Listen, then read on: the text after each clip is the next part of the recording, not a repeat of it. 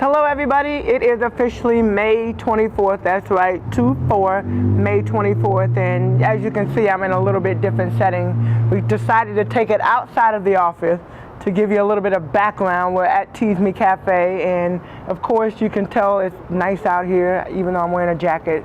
It is hot out here, so if I start sweating, don't mind me, it's all good. But I want to continue our journey. We have been on the book journey, and the latest book that we just finished is Radical Inclusion by Martin Dempsey and Brafman. I can honestly say that this was a very fascinating book. Got this sent to me from General Dempsey himself. Got a nice, beautiful little autograph in there. Thank you, thank you, thank you, General Dempsey. This book was very, very eye-opening. It talks a lot about inclusion, and I think for most of us, especially right now, the big topic is diversity and inclusion and all of, how do we engage and involve everybody. But I love in here, it talked about, in a world where verifying facts is becoming increasingly difficult, inclusion is imperative. And later on in the book, he just talked about what inclusion means to them. Both of them have really distinct kind of thought processes when they start thinking about inclusion and just overall how do we include. But sometimes one of the things they mention is sometimes we think about inclusion as not letting anybody be left out and being able to include everybody in. But it's also a matter of community and making sure that people feel a part of a community, they feel like they're a part of something. But real inclusion is about understanding the pillars of participation, personalization, and purpose. Participation, personalization, and purpose. And I think when you think about participation in anything that we do, we all want to be an active participant in the thing that we enjoy and the thing that we love. Personalization, there's so many different ads and so many different things going on around here, but we are drawn to the things that kind of are personalized specifically for us. Everybody should know by now, obviously I have my own foundation, I have the tea shop, I work, with the Indiana Fever, do a lot of speaking engagements, commentate, a lot of things that I'm really, really interested in. But I think the common ground through all of that is impact. How do you make an impact on other people? How do you make an impact on people in their lives? Big part of this book also talked about leadership. So I should have given you the full title, Radical Inclusion, What the Post-9/11 World Should Have Taught Us About Leadership. And so they dive deep into leadership, but the 3 points that they really talk about is how to interact and how to be an active leader. And he gave 3 points: being able to listen, being able to amplify, and being able to include.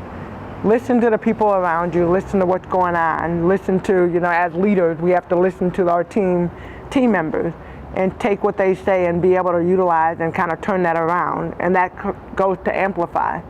Being able to hear their voices and being able, sometimes as leaders and as co-workers or teammates, they can't amplify their voice. And so for us as leaders, it's really important for us to take the message while we listen to what's going on, what's important, how we can make things better.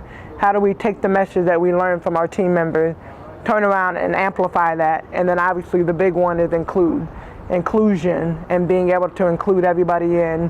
So you listen, you're able to amplify their voice, amplify their ideas, figure out ways that we can kind of incorporate it into into our organization, and then obviously being able to include them in the final project.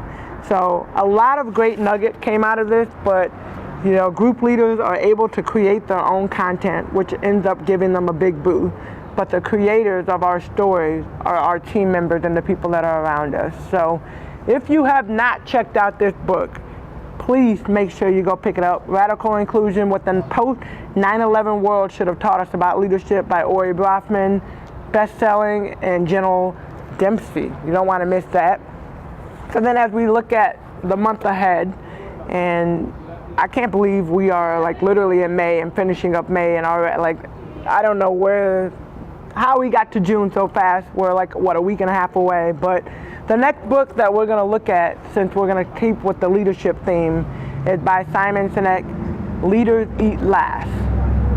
So we got 2 books, and this is our 6th book that we're getting into, but we got 2 books right here that I want you guys to check out. Check this one out, but let's move on to this one, Leaders Eat Last.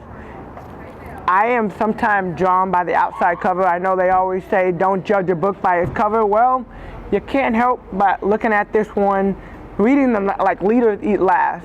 Automatically I think about being a leader and making sure that everybody in my team goes first and they get all the things that they want. So that would be the first part. But the back has some very good words. Leaders are the ones who run headfirst into the unknown. They rush toward the danger. They put their own interests aside to protect us or to pull us into the future. Leaders would sooner sacrifice what is theirs to save what is ours, and they would never sacrifice what is ours to save what is theirs. This is what it means to be a leader. So we're going to take another journey into another leadership book. If you have not read the book, this book, check that book out first, and then you got to pick this one, and you can join me for June 24th. So we got a lot of really cool things going on. I would be remiss if I did not say that I work for the Indiana Fever. I hope everybody knows that, right? So WNBA season's upon us. Yay, that's when you get excited. Whoop, whoop. But we have our first home game for the Indiana Fever on June 1st. Then the whole season will go along. Check out feverbasketball.com. Come check out a game this year. We are going to be really, really good. I know we've had struggles in the past, but you just have to believe me, all right? I'm the leader of this. I'm the leader of my blog, so I would not steer you wrong into believing and coming and cheering on our team. So June 1st, I hope to see everybody there. You need to get there. You need to get your ticket and come find me. I'll be walking around somewhere, all right? I look forward to, but last but not least, I wore this shirt specifically for the vlog today. The dream is free. The hustle is sold separately. You know what that means. Everybody has a dream, but you got to be your own hustler. We'll see you next month. Thank you for tuning in.